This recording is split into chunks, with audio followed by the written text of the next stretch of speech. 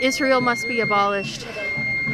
The United States of America must be abolished. All empires fall.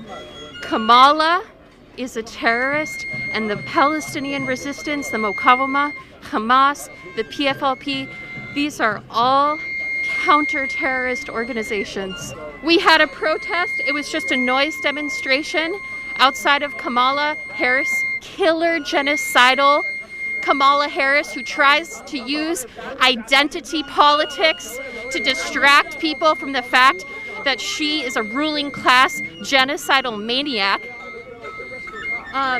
We had a noise demonstration outside of her hotel because she should not be sleeping while people are dying.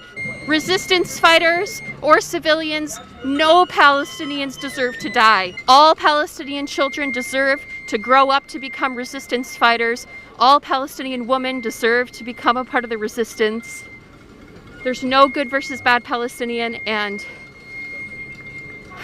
if the Mukawama, if the people in Palestine could hear the youth in the so-called United States who are also on stolen land, we stand with the resistance.